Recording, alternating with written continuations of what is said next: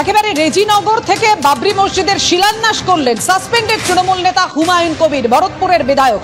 তাহলে শেষ পর্যন্ত বাংলাতেও বাবরি মসজিদের শিলান্যাস হয়েই গেল। আপনাদের জানিয়ে রাখি, যে ছবি আপনারা দেখছেন একেবারে রেজিনগরের সভা থেকে 1 কিলোমিটার দূরে মাথায় করে ইট নিয়ে এসে অনুষ্ঠিত হলো এই শিলান্যাস অনুষ্ঠান। মুর্শিদাবাদের বাবরি মসজিদের এই শিলান্যাসকে ঘিরে বহু তর্ক এবং বিতর্ক আমরা দেখলাম, কথাবার্তা শুনলাম, বহু কিছু আমরা দেখলাম, কিন্তু শেষ পর্যন্ত আলটিমেট বাংলাতে বাবরি মসজিদের শিলান্যাস হয়েই গেল। যাই হোক, ওই দিনকে হুমায়ুন কবির স্টেজ থেকে ঠিক কি বলেছিলেন একটু শোনাবো।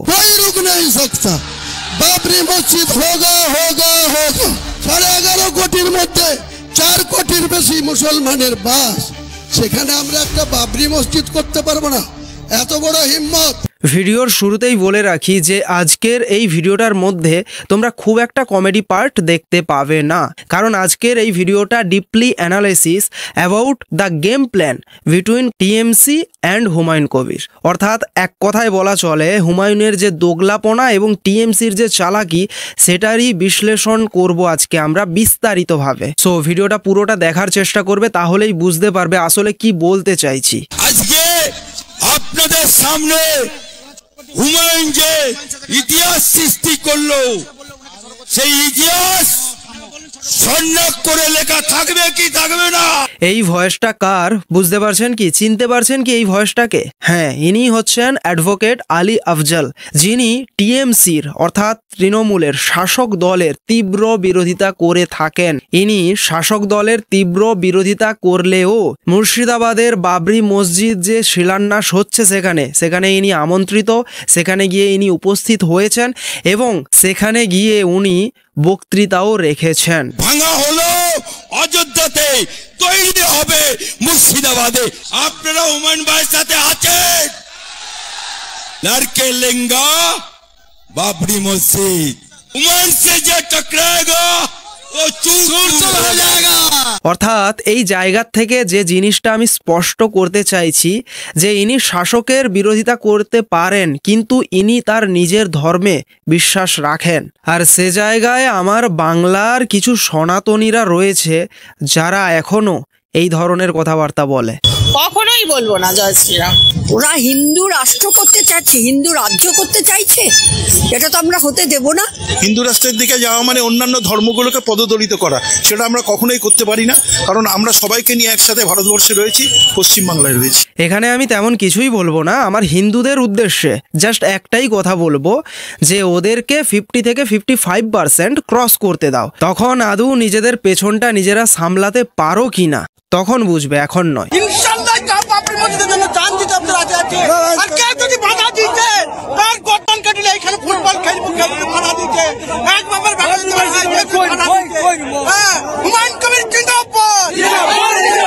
আচ্ছা, একদিকে যখন হুমায়ুন কবির মুর্শিদাবাদে বাবরি মসজিদের শিলান্যাস করলেন, ঠিক অপর দিকে তৃণমূল ওই একই দিনে সংহতি দিবস পালন করছেন।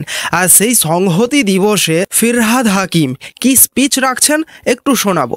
আজকের দিন ভারতবর্ষে সবথেকে কালো দিন, এবং সেটা আমি বলছি না, সেটা বলছেন তৎকালীন যে প্রধানমন্ত্রী ছিলেন তিনিও বলেছিলেন যে ভারতবর্ষের আজকে একটা অন্ধকার দিন।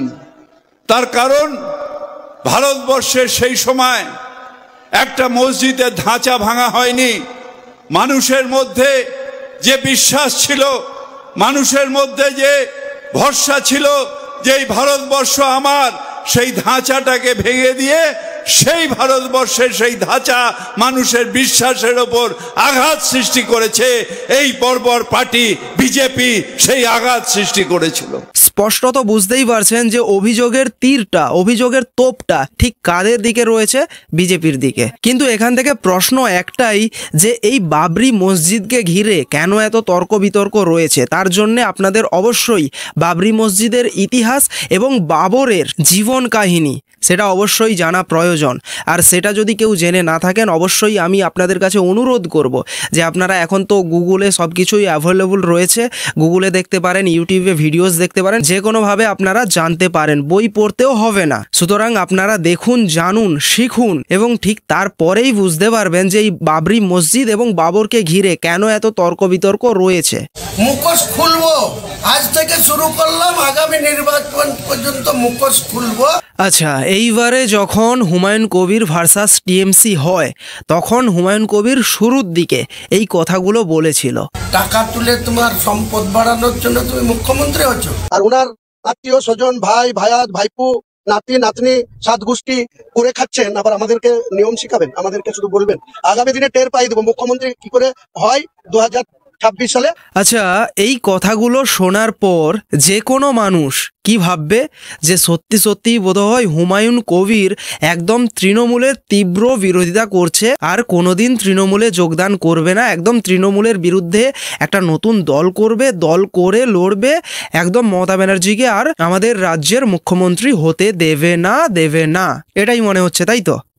একদম ভুল। কেন বললাম?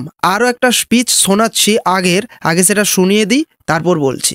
আমার প্রতিজ্ঞা, আমি বেঁচে থাকলে মুখ্যমন্ত্রীকে এক্স করব।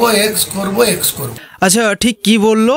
যে আমার প্রতিজ্ঞা, আমি যদি বেঁচে থাকি তাহলে মুখ্যমন্ত্রীকে এক্স করব। না ভাই, হুমায়ুন কবির মমতা ব্যানার্জিকে এক্সও করবে না, সঙ্গে এবারের 2026-এর ভোটে জেতার পর পুনরায় আবার গিয়ে টিএমসিতে যোগদান করবে, তাও আবার জামাই আদরে। আমি বলছি না, নিজেই বলেছে। রেজিনগর লড়বো, আমার হোম সিট, আর বেলডাঙ্গা লড়বো, দুটো সিটেই জিতে দেখাবো, তারপর আবার মুখ্যমন্ত্রীর কাছে যাব, গিয়ে জামাই আদরে আবার দলে। তাহলে বুঝতে পারছেন কি ধরনের দোগলাবাজ এবং পাল্টিবাজ এই হুমায়ুন কবির। এইবার আপনাদের মনে একটা প্রশ্ন আসতে পারে যে যদি সেই শেষ পর্যন্ত তৃণমূলেই যোগদান করবে হুমায়ুন কবির, তাহলে এত কিছু নাটক করার কি দরকার ছিল? হ্যাঁ ভাই, করার দরকার ছিল, আর তার একমাত্র কারণ হচ্ছে মুর্শিদাবাদের এই বাবরি মসজিদ। বুঝতে পারলে না তো? ডিটেলে বোঝাচ্ছি। দেখো ভাই, হুমায়ুন কবির যদি তৃণমূল এই দলটাতে থাকাকালীন এই মুর্শিদাবাদে বাবরি মসজিদের শিলান্যাস করত, তাহলে সাধারণ মানুষেরা, বাংলার মানুষেরা কাকে দোষ দিত?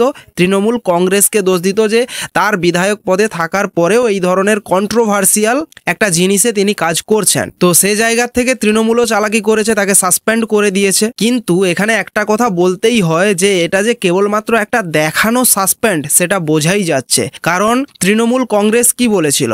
যে বাবরি মসজিদের তীব্র বিরোধিতা করবে এবং বাবরি মসজিদ হতে দেবে না, বা এই ধরনের বক্তব্যই রেখেছিল। জাস্ট ভাবো তোমরা, যেখানে আমাদের এই রাজ্যের শিক্ষক আন্দোলন হলে তাদেরকে পিটিয়ে তুলে দেওয়া হয়, যে কোনো ইস্যু হলে সরকারের বিরুদ্ধে তাদেরকে পিটিয়ে তুলে দেওয়া হয়, সেইখানেই একটা সাধারণ মসজিদ তৈরি হচ্ছে, বাবরি মসজিদ, সেখানে প্রশাসন কিছুই করতে পারলো না? নাকি প্রশাসনকে সেইভাবে হিন্ট দেওয়া রয়েছে ভাই তোমরা কিছু করবে না?